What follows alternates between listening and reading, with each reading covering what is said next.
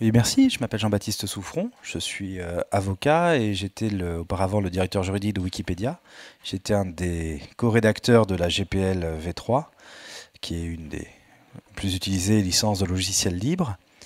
Et, euh, j'ai travaillé à Cap Digital. Alors la question qui avait été posée, c'est pourquoi est-ce que pourquoi est-ce que les grandes entreprises s'intéressent au logiciel libre? Mais en fait, je suis pas sûr que ça soit la bonne façon de poser la question. Parce qu'en réalité, aujourd'hui, tout le monde s'intéresse au logiciel libre. Il y a des exemples tous les jours, il est présent partout. La question, c'est plutôt d'essayer. Alors, est-ce qu'il s'agit de se demander pourquoi il y a des entreprises qui ne s'y intéressent pas encore, ou pas assez?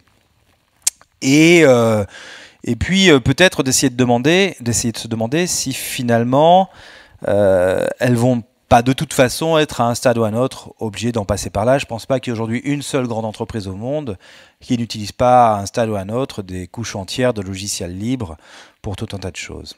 Et de toute façon, au-delà du logiciel lui-même, on n'est plus du tout maintenant en 2016 dans un environnement où les gens se posent des questions autant qu'ils le faisaient auparavant sur le partage, l'intérêt du partage, le besoin de faire du collectif. C'est pas ça le problème. En revanche, ça peut-être bien de revenir un petit peu sur les bases et de se répéter les choses qui ont conduit des gens à une époque à penser que c'était des mécanismes qui allaient être efficaces et de se dire que s'ils ont permis de fonctionner et qu'ils ont aujourd'hui les résultats positifs qu'on voit, c'est peut-être que les réflexions de cette époque étaient valides et donc qu'elles le sont toujours.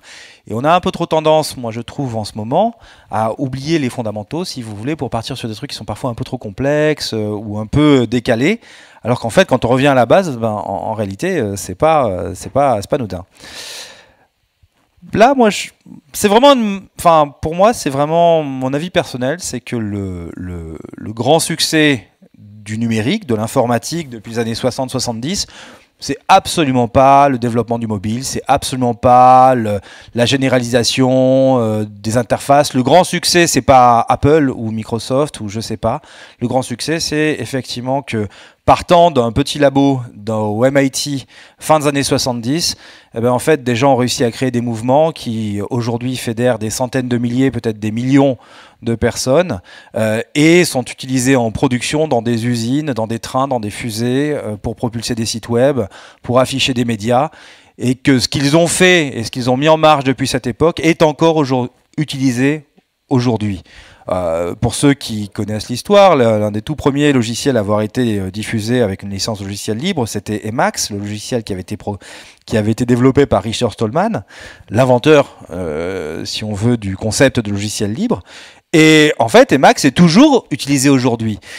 On a tendance parfois à considérer que ce qui est ancien est pas forcément la chose la plus intéressante et tout, mais plutôt que d'aller regarder ce qui se fait, qui est à la mode, c'est bien aussi d'aller voir les briques qui ont su rester suffisamment solides et intangibles pour continuer à exister aujourd'hui. En revanche, ce qui se passe, c'est que comme on est sur des logiciels, il s'agit de gens qui ont développé des petits bouts, des petites briques. Il y en a un qui a changé un bout de code ici, il y a quelqu'un qui a corrigé un bug là, un tel a envoyé un nouveau logiciel à tel moment, etc. Et curieusement, les gens n'ont pas forcément conscience de participer à un grand mouvement collectif et parfois ils se sentent plus comme ayant corrigé tel petit truc ou ayant participé à tel petit logiciel, mais pas au-delà de ça. Et c'est un petit peu dommage. Enfin, moi, je trouve que il est peut-être temps aussi de rappeler, c'est ce que je disais, de rappeler les fondamentaux. En plus, c'était déjà vrai dans les années 70, mais vous savez tous aujourd'hui que le logiciel est partout. Je vais en reparler, mais la formule de Lessig est célèbre, code is law, et en fait, law is code, ça marche aussi bien à l'envers.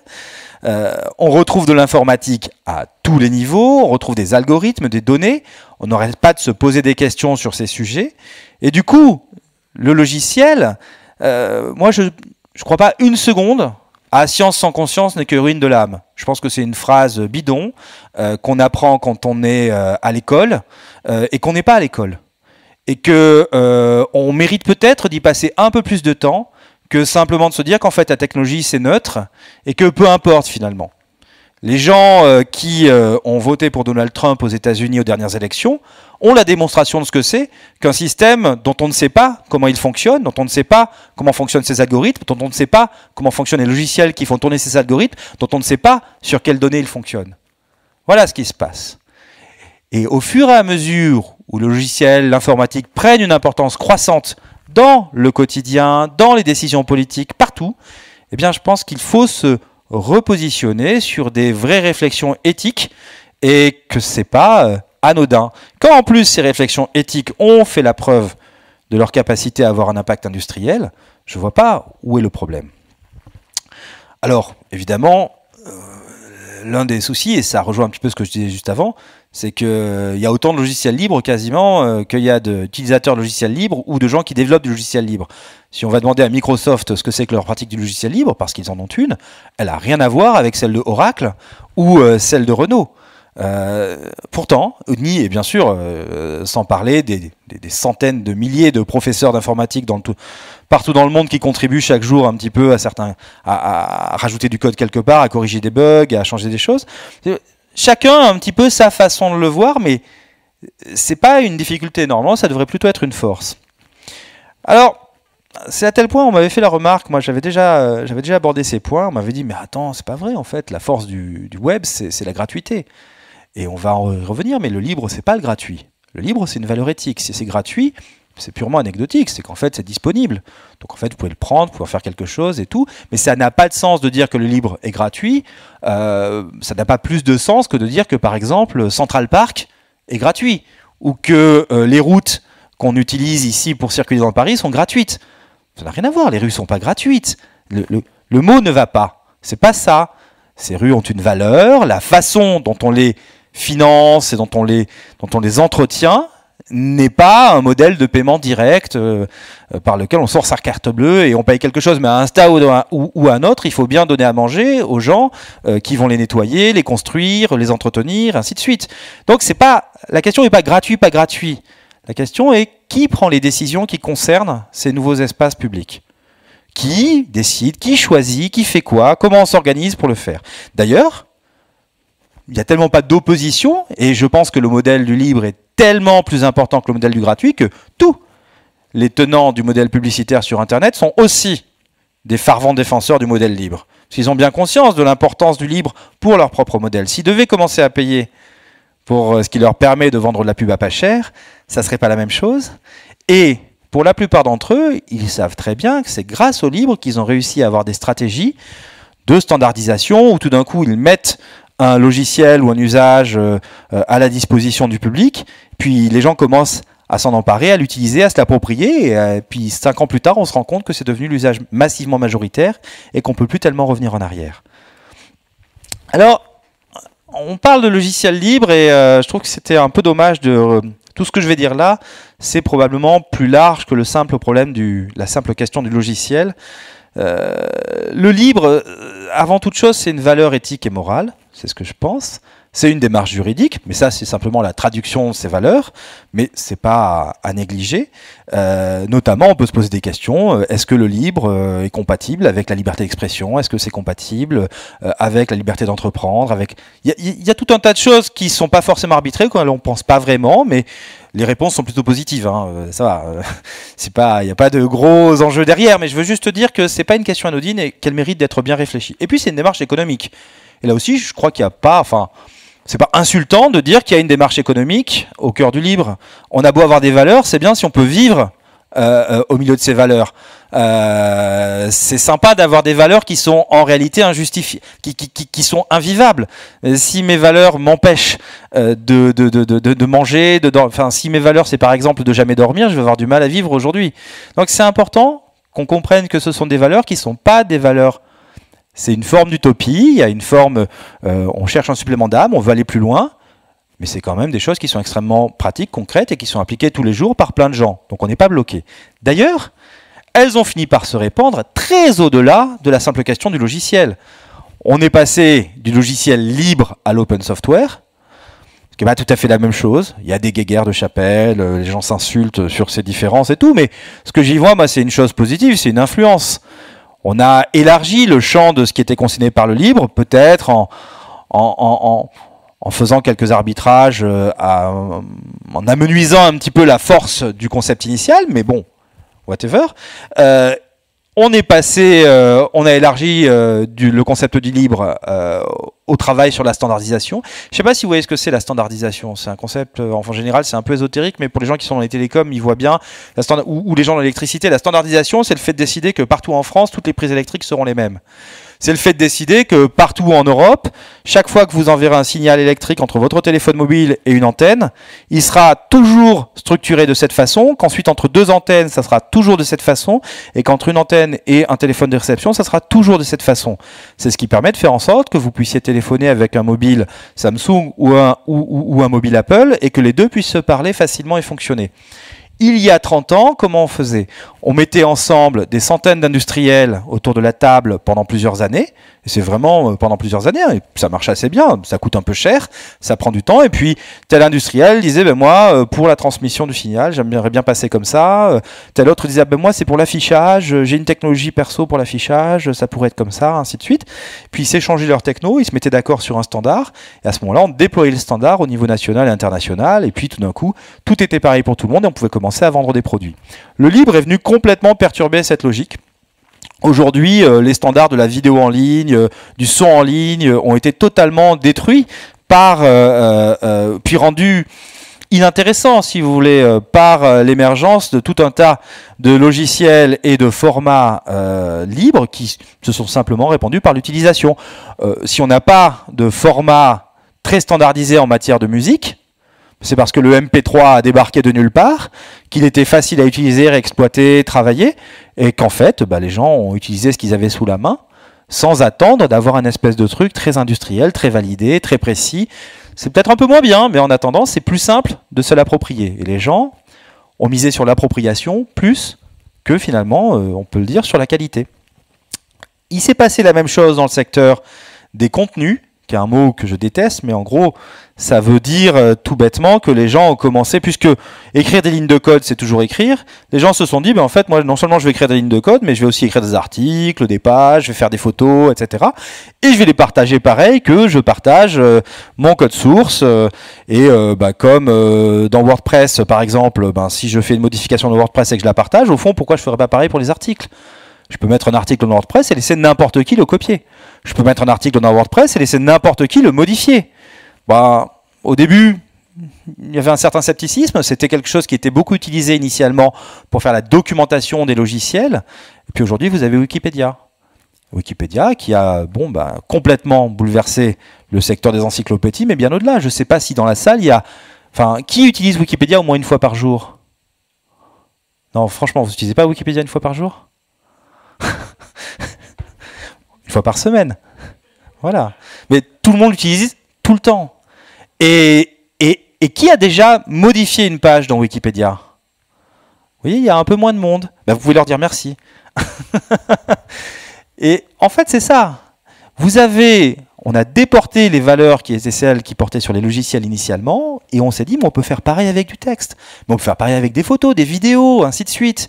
Et petit à petit, ça a donné un champ. Alors, il faut être attentif. Je ne suis pas en train d'expliquer que c'est nécessairement quelque chose qui va totalement disrupter l'ensemble du secteur de la culture. Mais j'y vois deux points importants. J'y vois à la fois une limite et quelque chose qui peut être traduit. La limite, c'est que, certes, on a Wikipédia, mais on a Westworld. C'est-à-dire qu'en même temps que vous avez des gens qui utilisent le libre pour diffuser, communiquer plus que jamais, eh bien, vous avez également, grâce au réseau, une prime à l'investissement, une prime au marketing qui fait que, oui, Wikipédia est très suivi, mais Westworld aussi. Les deux sont sur des modèles radicalement différents, mais le numérique a profité aux deux. La différence, c'est que Wikipédia n'existait pas avant, alors que des modèles de blockbuster, etc., on les connaissait déjà. Donc on voit quelque chose de nouveau arriver.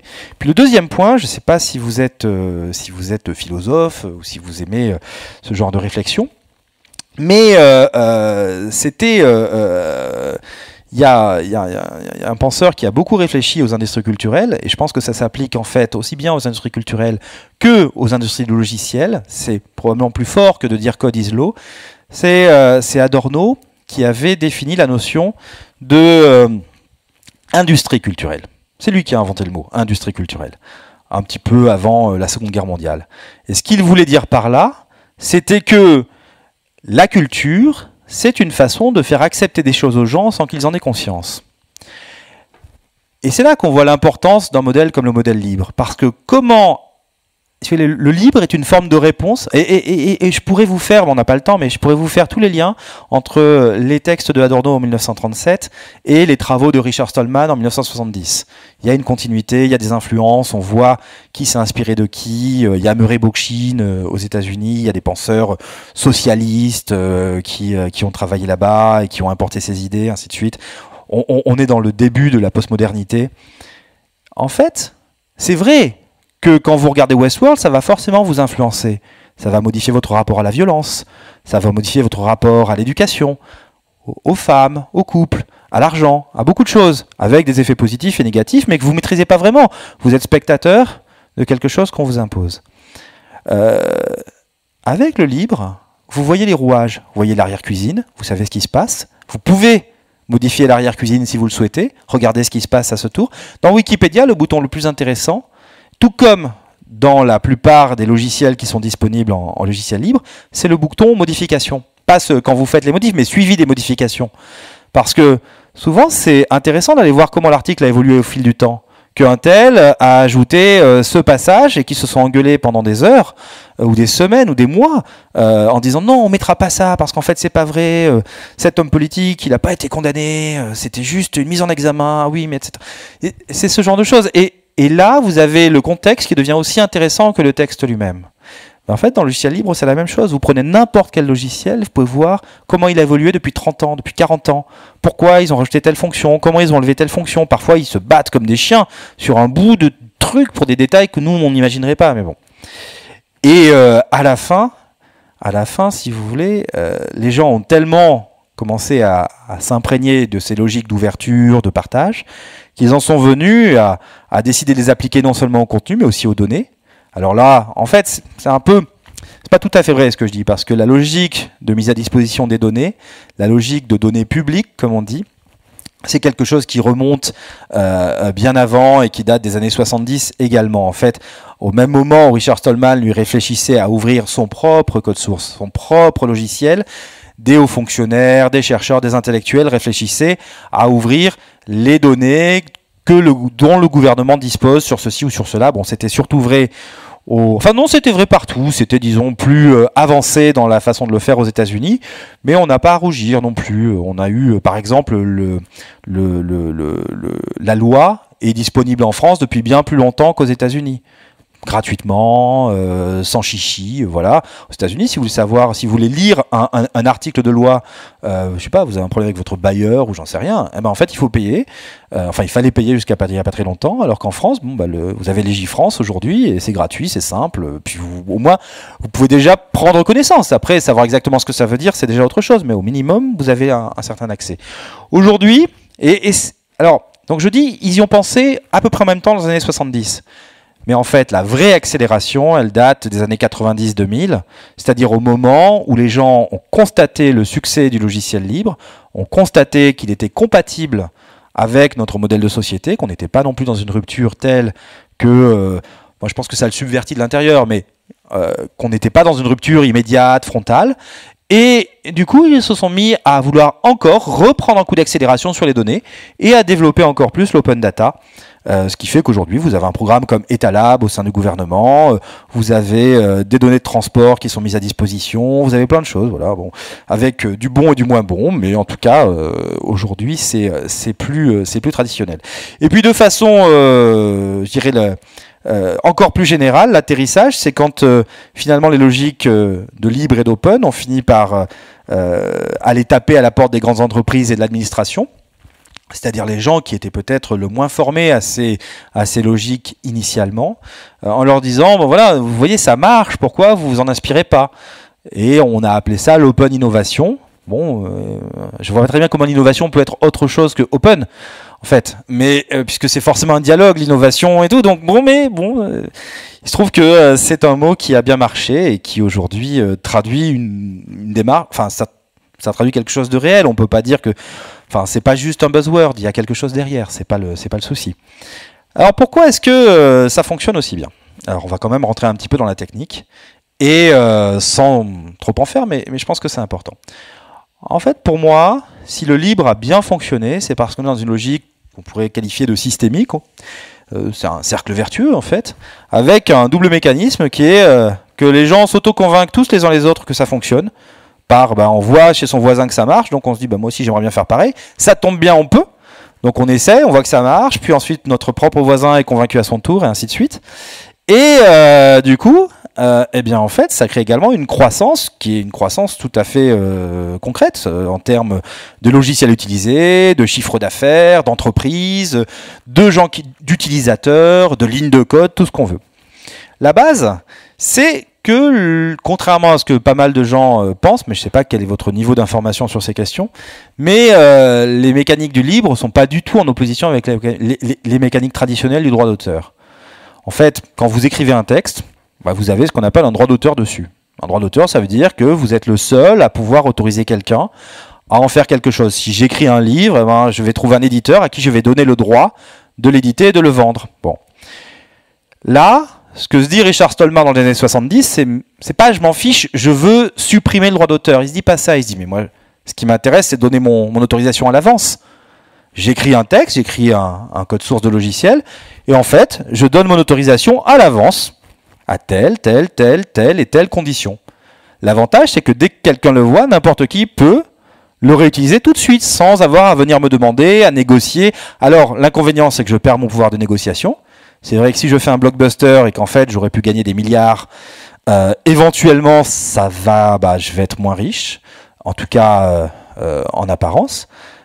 Mais en même temps, j'ai plus de chances que ça réussisse à convaincre des gens. Et surtout, je peux me passer de toute l'infrastructure qui est celle de l'éditeur, du vendeur, des gens qui vont relire, etc. Et au fur et à mesure que les gens vont exploiter mon travail, eh bien moi, j'aurai des retours, je saurai ce qu'il en est, ainsi de suite. Alors ce qui s'est passé, c'est que l'idée a bien pris, et on a commencé à avoir des modalités comme ça d'autorisation qui sont presque aussi variées que les créateurs eux-mêmes. J'en ai cité quelques-unes, mais par exemple, les licences MIT ou BSD, c'est des licences qui sont assez traditionnelles. MIT, c'est pour le Massachusetts Institute of Technology. BSD, c'est la Berkeley Software Distribution. C'est celle qui avait accompagné la distribution de Unix au moment où on avait créé Unix. Ces deux sont d'inspiration très,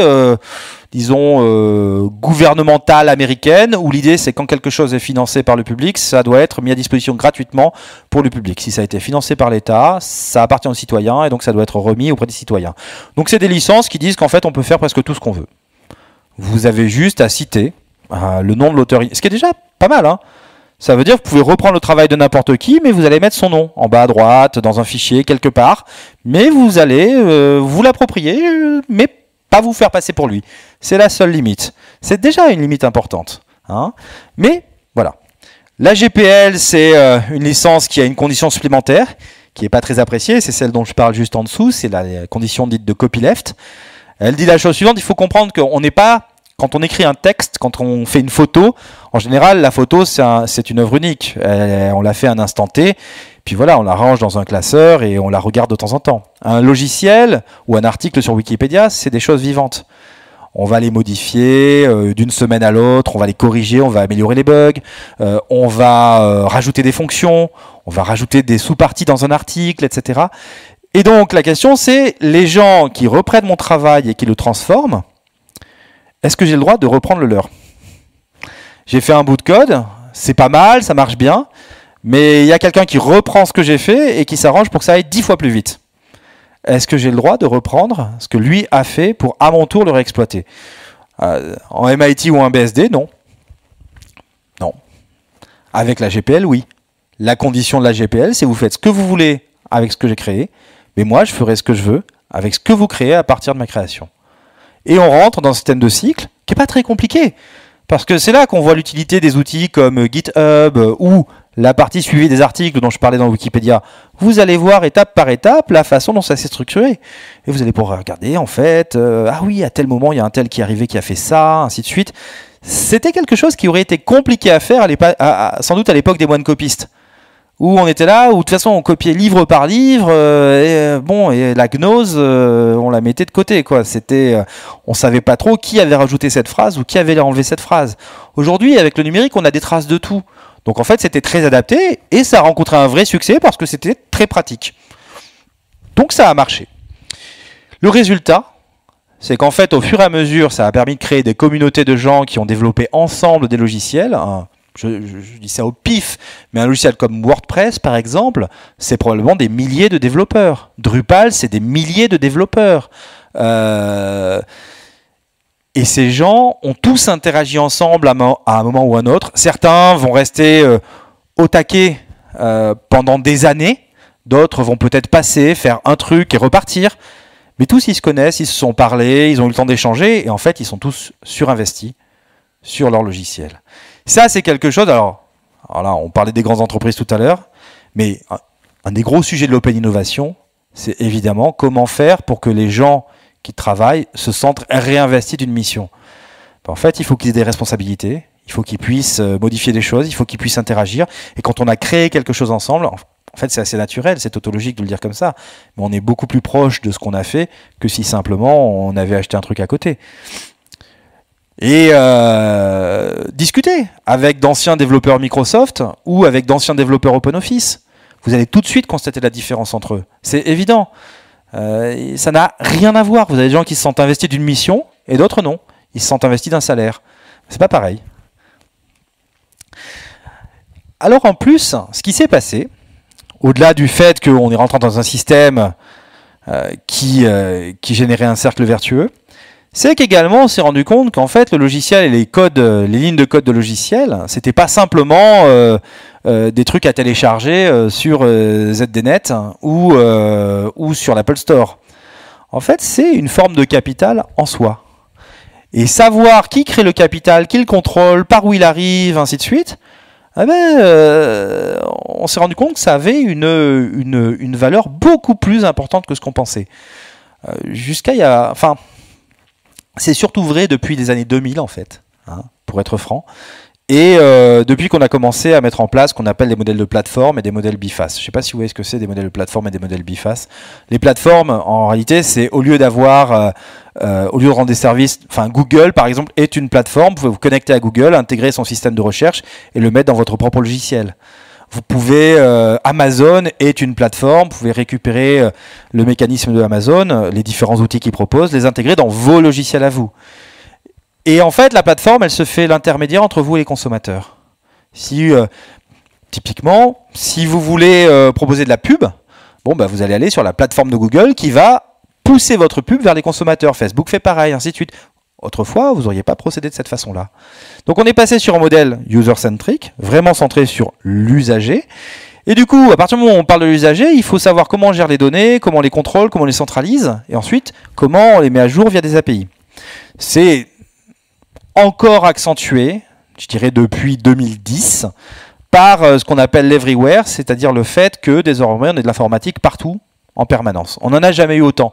Votre frigo est intelligent, votre détecteur de fumée attaque l'ordinateur de la NASA parce que vous l'avez laissé se faire pirater, votre montre est intelligente, à tel point qu'il y a des gens qui, comme vous voyez, moi j'ai plus de montre, parce qu'en fait, à un moment donné, il y a trop d'intelligence autour de moi et je me sens bête.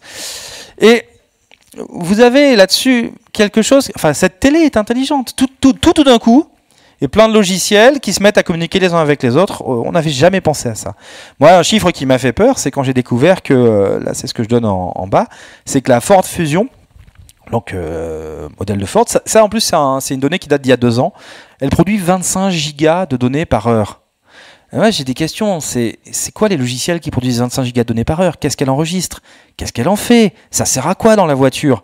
Ça sert à quoi en dehors de la voiture? Comment ça marche? Ce qui est certain, c'est que ça a une valeur. Et ça, je veux dire, c'est 2 questions différentes. La première, que tout le monde a comprise, en tout cas ceux qui s'intéressent à ces sujets, c'est que le logiciel, aujourd'hui, a une vraie valeur, qu'il l'avait pas il y a 10 ans ou il y a 15 ans. On pouvait prévoir qu'il l'aurait, mais là maintenant il l'a. Et donc il faut s'y intéresser et s'intéresser à ces modalités de gestion, ces modalités de contrôle, et c'est pareil pour la donnée. Alors, comment est-ce qu'on le... Enfin, est-ce que c'est vraiment la peine de... Comment est-ce que je peux vous présenter ça? Ce qui est à la fois... Parce que c'est un truc que les gens en entreprise ont vraiment du mal à comprendre. Tout le monde a du mal à le comprendre. Aussi bien les gens qui développent du logiciel libre et qui sont un petit développeur seul dans son coin, même s'il fait quelque chose de très important, que le grand patron d'une DSI dans l'entreprise ou le PDG.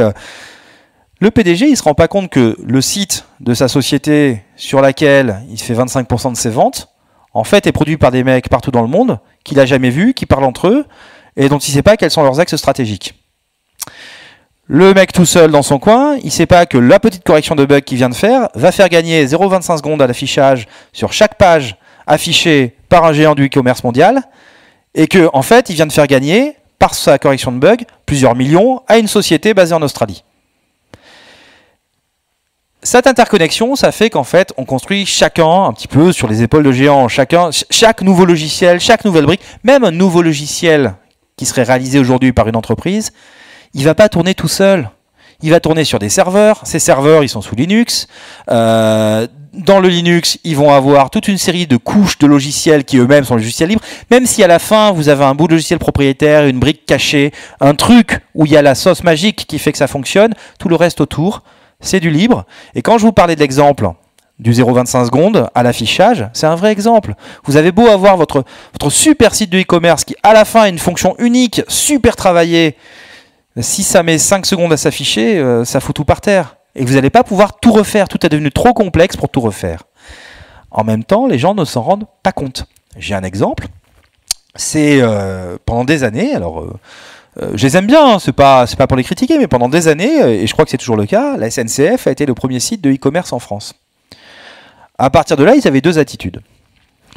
À mon avis, soit considérer qu'en fait le numérique c'est cool, et puis mais bon, c'est exactement comme quand ils achètent des voitures, ou je sais pas d'ailleurs comment ils font quand ils achètent des voitures, mais bon.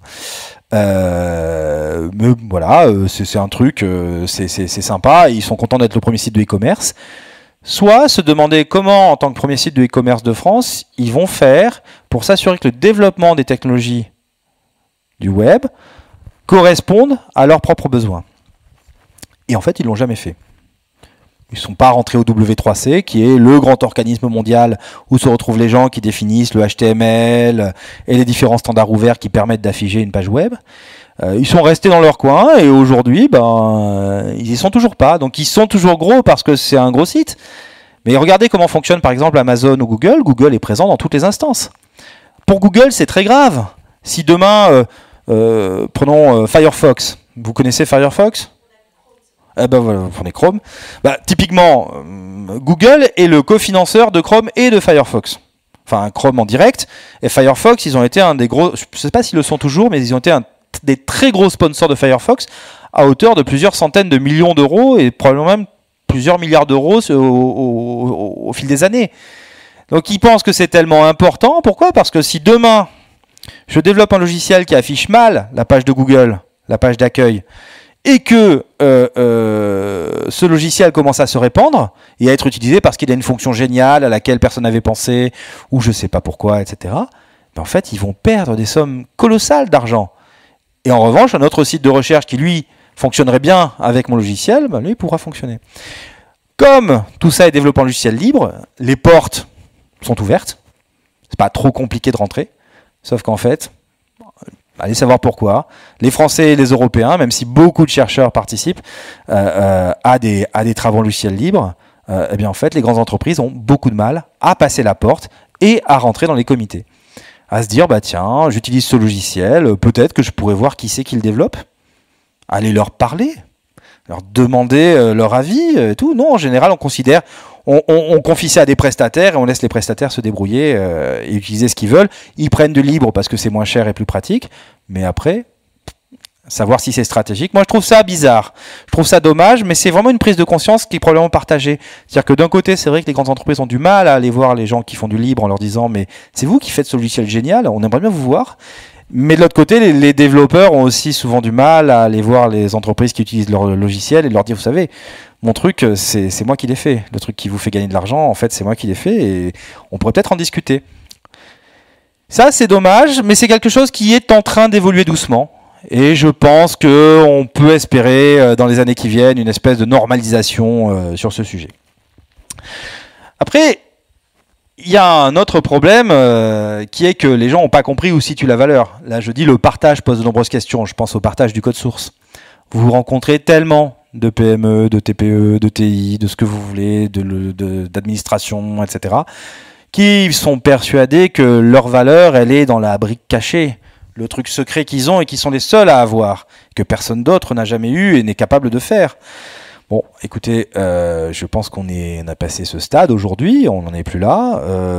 Moi, j'ai vu qu'il a fallu faire une requête CADA au gouvernement pour réussir à avoir la communication du code source et de l'algorithme qui permet de faire la répartition de la carte scolaire. Pourquoi ? En 2016, pourquoi ? À quoi ça sert ? Les seuls aujourd'hui qui continuent à conserver un secret, c'est Facebook, et vous voyez l'espèce de terrible retour de bâton qui est en train de leur arriver dessus. Si Facebook avait ouvert son algorithme, les problèmes dont on est en train de discuter aujourd'hui, ils seraient connus depuis 3 ans. Ils auraient été corrigés, améliorés, transformés. Mais non, ils ont préféré...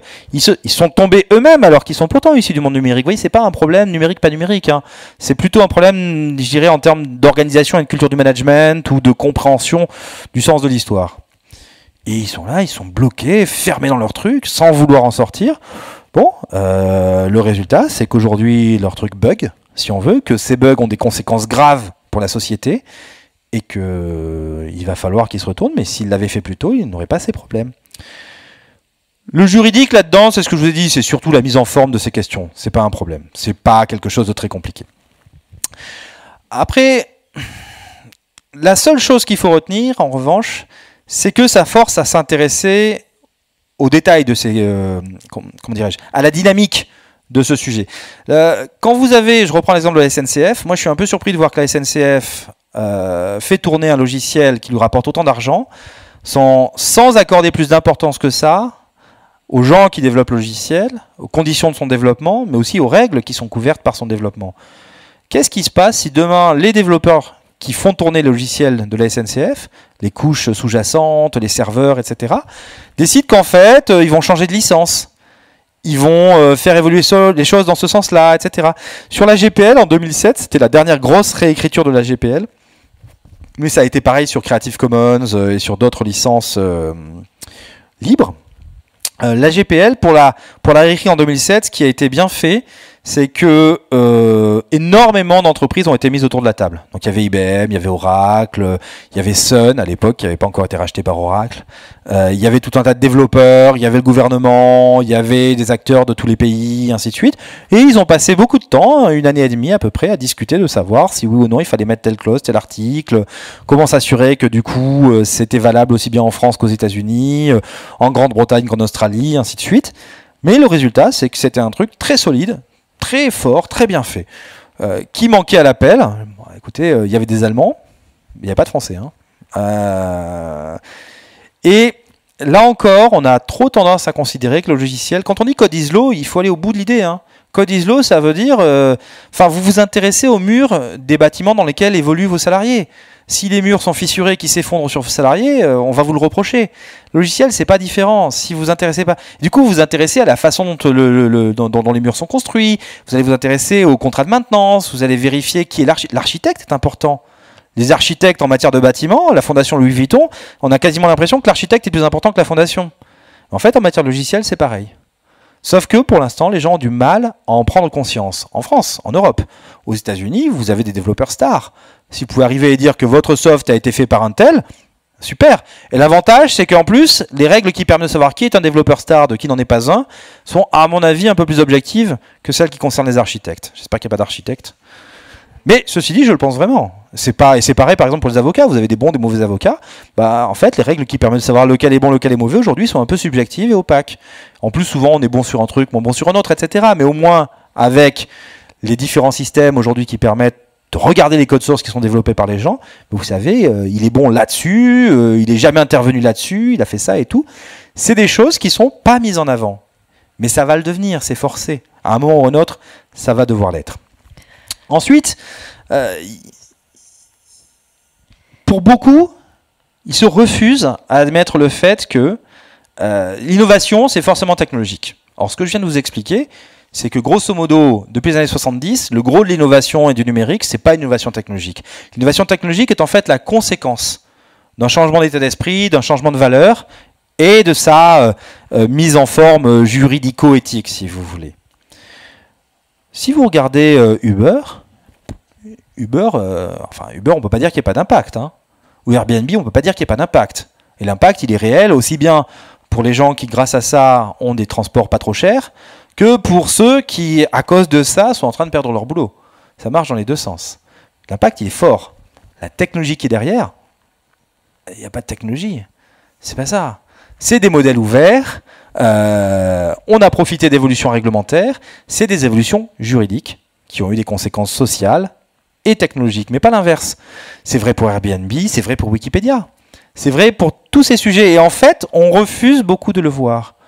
On a tendance à penser que c'est tout blanc, tout noir, que le droit c'est comme ça, que ça change plus. Alors qu'en réalité, le plus gros budget aujourd'hui de Uber ou de... Pas de Google, c'est pas vrai. Mais le plus gros budget de Uber, c'est le budget lobbying. Parce que c'est leur gros sujet. Chez Google, c'est aussi devenu un gros sujet. Et quand on dit lobbying, c'est pas du lobbying réglementaire, disons comme des entreprises traditionnelles peuvent le faire. C'est pas des relations publiques à l'ancienne, j'ai envie de dire. C'est quelque chose de beaucoup plus subtil, dans une forme de co-construction. On va dire, ah mais attendez, vous voulez pas qu'on fasse ça, mais on va faire ça un peu comme ça, puis on va faire ça comme ça, on va tourner autour du pot, etc. Ils y passent beaucoup de temps, mais c'est vraiment là qu'est la création de valeur. Typiquement, Facebook aujourd'hui explique qu'ils ne sont pas propriétaires des données de leurs usagers. Très bien. Ils ne sont pas propriétaires des données de leurs usagers. La prochaine vague d'innovation dans la donnée, c'est le règlement européen sur les données personnelles qui sera applicable à partir de mai 2018 et qui dit qu'on va devoir imposer une interopérabilité des données. Qu'est-ce que ça veut dire? Ça veut dire que n'importe qui pourra aller récupérer les données, n'importe qui avec l'autorisation de l'usager peut aller récupérer les données qui sont celles de Facebook, les récupérer et les intégrer dans son propre système. C'est pas technologique ça. Ça, on sait faire ça depuis même 1950, je suis sûr. Sauf qu'avant, on savait pas trop si c'était autorisé, pas autorisé, comment, quand. Demain, vous faites une start-up, vous prenez des usagers, vous demandez à vos usagers de vous autoriser à aller récupérer leurs données chez Facebook. Facebook n'a pas le droit de s'y opposer. Ça, c'est nouveau. Et là, on voit bien qu'on est encore dans une évolution qui est vraiment juridique et pas technique. Et je dis pas ça pour prêcher ma paroisse, hein, mais c'est tellement sous-estimé, tellement mal compris, tellement, alors qu'en fait, c'est au cœur du sujet. Et je reprends la maxime de Lawrence Lessig, quand il dit code is law, donc le fait de faire du code source, c'est aussi important que de faire du droit, ça transforme autant les règles, ça marche dans l'autre sens. Le droit, c'est du code, et en fait, la loi qu'on va faire, c'est facile d'en faire des programmes informatiques derrière qui vont l'implémenter. C'est pas plus compliqué que ça, les radars automatiques aujourd'hui. Les radars automatiques, c'est un des principaux systèmes de décision automatisée qui concerne tous les Français, et je pense qu'il y a des mécanismes similaires partout dans le monde. Les radars automatiques, c'est une loi qui arrive qui dit maintenant on va mettre des radars qui vont surveiller tout le monde en temps réel, envoyer des photos aux gens et paieront une amende, ça sera automatique. On peut faire la même chose pour plein de choses, hein. On l'a pas fait sur tout, on l'a fait sur les voitures parce que c'était pratique, facile à faire et qu'il y a un vrai problème de sécurité publique. Mais on peut faire ça pour plein d'autres trucs, hein. Les retards à l'école, mais enfin vraiment, on le fait pas. Pourquoi on le fait pas? Ah mais c'est une vraie question, pourquoi on le fait pas? Parce qu'on considère que ça serait une atteinte à la liberté, mais laquelle? Vous voyez, il y a là derrière ça des sujets qui ne sont pas creusés parce qu'on ne voit que la partie technologique, on voit la boîte qui fait des flashs, et on ne voit pas le reste.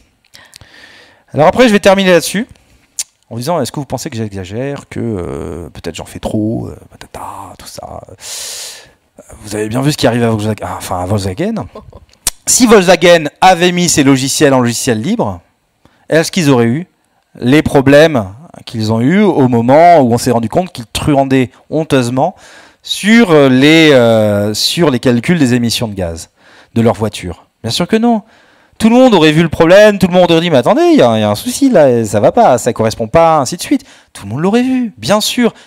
Combien d'argent aurait économisé cette société si elle avait fait cet effort-là? Maintenant, est-ce que c'est une question technique ou est-ce que c'est une question de valeur? Évidemment, c'est une question de valeur. La technique suit derrière, il n'y a pas de problème. C'est pas très compliqué.